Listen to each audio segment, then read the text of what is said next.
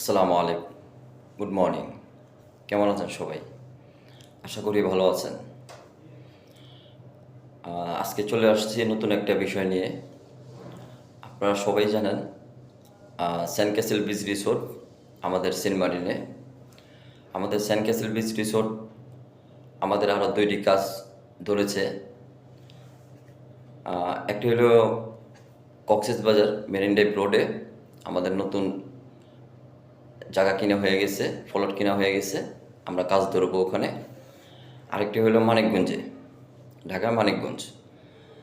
আপনারা যারা হোটেল রিসোর্টে বিনিয়োগ করতে ইচ্ছুক তাদের জন্য সুখবর। হ্যাঁ, ভালো একটা অফার আছে আপনাদের জন্য। যারা আপনারা বিনিয়োগ করতে যাচ্ছেন হালালভাবে তাদের জন্য আর কি আজকের ভিডিওটা। আপনারা ইচ্ছা করলে কিন্তু আমাদের সাথে এই সেন্ট ক্যাসেল বিচ রিসোর্টের পরিবার যোগ হতে পারেন। আপনারা বছরে একটা বেনিফিট পাবেন ভালো। যারা আপনারা ইচ্ছুক তারা কমেন্ট বক্সের আমার নাম্বারটা দেওয়া থাকবে, ওখানে যোগাযোগ করতে পারবেন আপনারা। ওই নাম্বারে যোগাযোগ করলে হবে, বিস্তারিত সব কিছু ফোনে কথা হবে।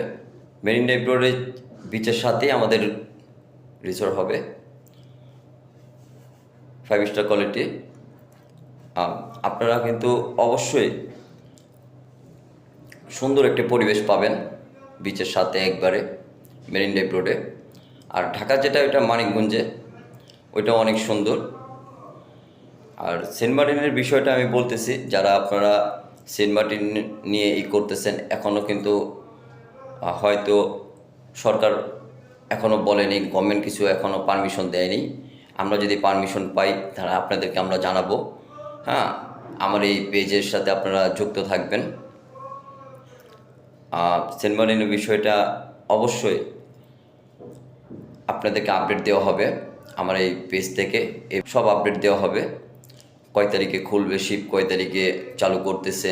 হ্যাঁ, অবশ্যই আপনাদেরকে সব আপডেট দিব আমরা।